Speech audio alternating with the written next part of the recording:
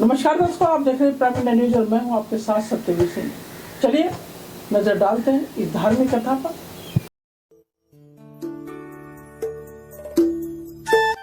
तो हेलो दोस्तों, कैसे हैं आप सभी। मुझे पूरा उम्मीद है आप बहुत खुश और बहुत अच्छे होंगे। तो दोस्तों, आज हम जानेंगे क्यों शिव जी ने यम को बनाया अपना वाहन। नंदी जी से जुड़ा है यह राज।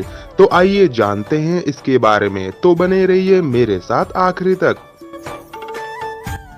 शिव जी को पाने के लिए यम ने वर्षों की तपस्या की।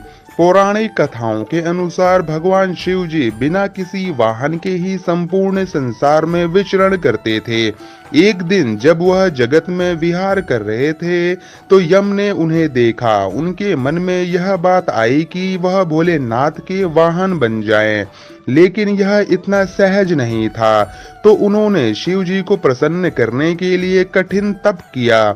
यम के तप से शिव शंभु प्रसन्न हुए और उन्होंने यम को बैल रूप में अपना वाहन बनाना स्वीकार किया। बैल रूप को चुनने का है खास कारण। कथा मिलती है कि भोलेनाथ ने बैल रूप को इसीलिए चुना क्योंकि बैल अत्यंत भोला होता है। उसके मन में किसी भी प्रकार का छल कपट नहीं होता।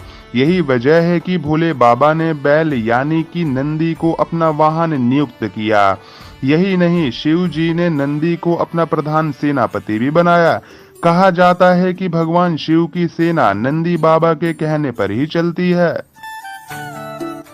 शिलाद मुनि के पुत्र रूप में जन्मे शिव। पौराणिक कथाओं के अनुसार पुरातन काल में एक शिलाद नाम के एक ऋषि हुए जो कि पूर्ण रूप से प्रभु की पूजा में लीन रहने लगे थे। ऐसे में परिवार के लोगों के उनके वंश की चिंता हुई। यह परेशानी लेके सभी उनके पास पहुंचे और गृहस्थ जीवन में वापस आने का निवेदन किया। हालांकि वह नहीं माने, लेकिन उन्होंने जन्म मृत्यु से परे संतान प्राप्ति के लिए देवराज इंद्र की पूजा की। इंद्र प्रसन्न हुए, लेकिन ऐसी संतान का आशीर्वाद देने में असमर्थता जाहिर की। तब शिव जी को पूजने लगे शिलाद जी। जब इंद्र देव से इच्छा मुताबिक संतान प्राप्ति का आशीर्वाद नहीं मिला तो शिलाद मुनि ने शिव जी की पूजा की। उनके कठोर तप से शिव जी अत्यंत प्रसन्न हुए और स्वयं उनकी संतान के रूप में जन्म लेने की बात कही। कथा मिलती है कि एक दिन शिलाद मुनि खेत जोत रहे थे। तब उसी भूमि पर उन्हें एक बालक मिला। वह उसे घर ले आए और उसका नाम नंदी रख दिया। मित्र और वरुण ने नंदी को शिव से मिलाया। भगवान भोलेनाथ ने मित्र और वरुण नाम के दो मुनियों को नंदी के पास भेजा। उन्होंने नंदी को बताया कि वह अल्पायु हैं। यह सुनकर नंदी बाबा वन में चले गए और भोलेनाथ की पूजा अर्चना करने लगे। उनकी पूजा से भोलेनाथ प्रसन्न हुए और नंदी को मृत्यु भय से मुक्त अजर अमर होने का आशीर्वाद दिया। इसके अलावा गणों के अधिपति के रूप में भी नियुक्त किया।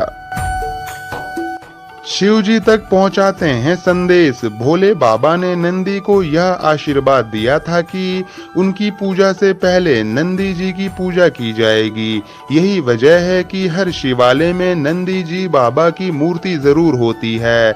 यही नहीं, यह भी मान्यता है कि यदि आपको भोलेनाथ जी से कुछ मांगना है तो अपने नंदी बाबा के कानों में सच्ची श्रद्धा, पवित्रता और अटूट निष्ठा से अपनी बात कह दीजिए तो नंदी बाबा भोलेनाथ तक अर्जी जरूर पहुंचाते हैं। यही नहीं, शिव जी भी मुराद जरूर पूरा कर देते हैं। तो दोस्तों, यह थी नंदी बाबा जी की कहानी। आपको यह कहानी तो दर्शकों, ये थी अब तक की, आज तक की धार्मिक कथा और कहानी, और आप देखते रहिए प्राइम इंडिया न्यूज। धन्यवाद।